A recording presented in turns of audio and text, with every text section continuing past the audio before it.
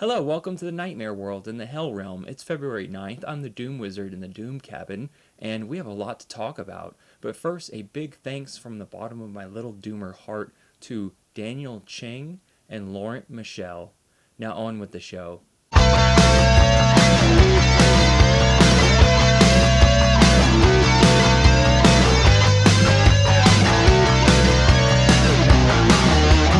Alright, we'll start off with a data set of our home planet's vitals and then move on to world news and recent events.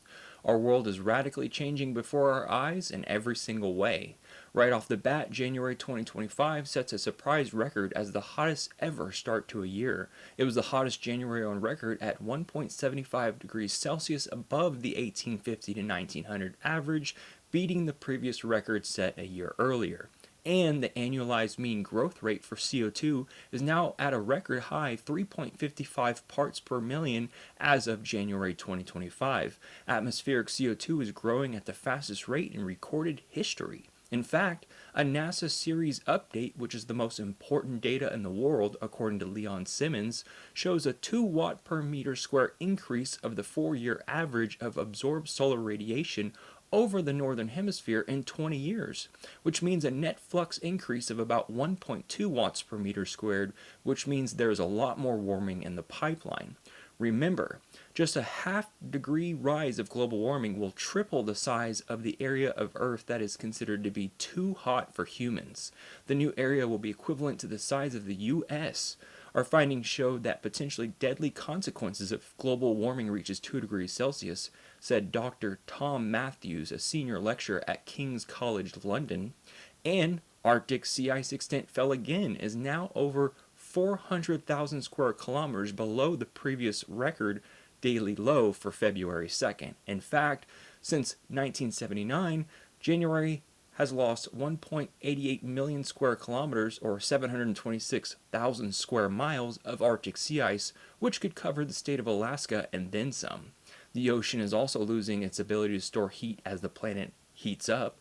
Until now, 90% of the excess heat created by greenhouse gas emissions has been drawn down into the ocean, but this capacity for heat absorption is now being lost.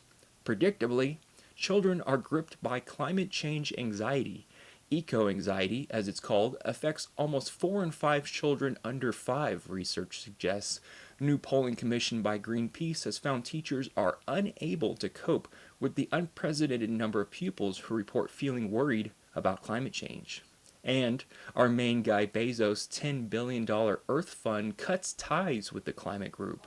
His $10 billion philanthropic fund has stopped backing the world's leading voluntary group setter, his latest effort to curry favor with Trump.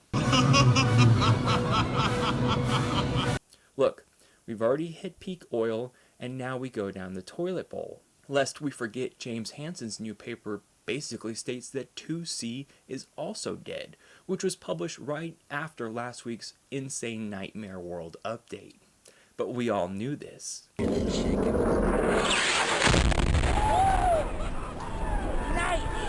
Department of Government Efficiency targets NOAA. So no more accurate readings on our atmosphere and general climate among other notable real-world observations that this agency provides. Quote, against stupidity, we are defenseless, once said Dietrich Bonhoeffer. Mock, yeah, ing, yeah, bird, yeah. Now into other world news. The Zika virus mutates DNA and deforms the body so that it can self-replicate inside its host. An earthquake rattles Greece, and a black-clad man climbs the White House fence. Men in 3 states are accused of impersonating ICE agents because we're the evil ape who doesn't like other apes who don't look like them or dress like them. Hundreds of Environmental Protection Agency employees were warned of termination, and 20,000 federal workers take a buyout. Matter of fact, Trump and Musk wants to pull out of U.S. aid workers worldwide. Then a federal judge blocks this move, and in return, Trump blocks Biden's security clearance. A tit for tat. He also says the U.S. will take over the Gaza Strip and turn it into a strip mall like most of the Republic of America. but naturally this was rejected. In fact, while Elon Musk's Tesla stock plummeted, his babyface assassins leading the Doge takeover are 19 to 25 years old with no government experience. They've been asking state employees to justify their jobs. In the 2 weeks since Trump took office, Musk has effectively created an alternate power structure inside the government. In other news stateside, kids in New York who keep dying while subway surfing, a practice they dated back a century which has been supercharged by social media. Also in New York, 22 states sued New York on Thursday, contending that a new law forcing a small group of major energy producers to pay $75 billion into a fund to cover climate change damage is unconstitutional.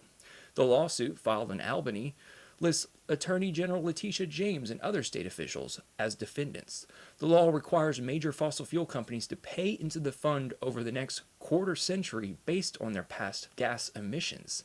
The lawsuit accuses New York State of trying to force energy producers and consumers in other states to, quote, subsidize certain New York-based infrastructure projects, such as a new sewer system in New York City. According to the lawsuit, New York wants to blame the small group of energy producers for global greenhouse gases that entered the atmosphere from many sources. Quote, yet coal, oil, and natural gas were helping New York during that time. They helped keep the lights on in Albany, manufacturing the steel that supported New York City's iconic skyscrapers, and fueled the industry that keeps New York City ports humming, the lawsuit said. Besides West Virginia, the states joining the lawsuit are predictably Alabama, Arkansas, Georgia, Idaho, Texas, Ohio, Utah, Wyoming, and so on. Also, Kathy Hochul shuts down multiple bird markets due to the you-know-what flu. Financial stress is leading to an increase in suicide calls at 211 in Florida. Quote, the rising cost of living in Florida has put many of you in a tough spot financially. Our electricity, our water, food, everything is going up but your paycheck, said Ronaldo Cortez. Americans are not okay financially, according to Philadelphia Federal Reserve. Credit card data are showing warning signs of consumer stress, said Andrew Kish, Assistant Vice President at the Financial Monitoring Group of Philly Fed. We got no food. We got no jobs. Our pets' heads are falling off! Oh yeah, and I forgot, the U.S. drafts plans to withdraw all of its troops from Syria, NBC News reports. Walmart recalls a bunch of stuff nationwide, including dog food.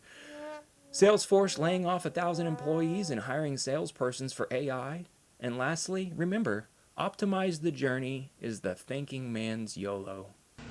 54 in here. Hoop Dog's telling me to send down this energy ball right now. I'm sorry it was kind of a short one, but we've got long ones coming because I'm locked in, buddy.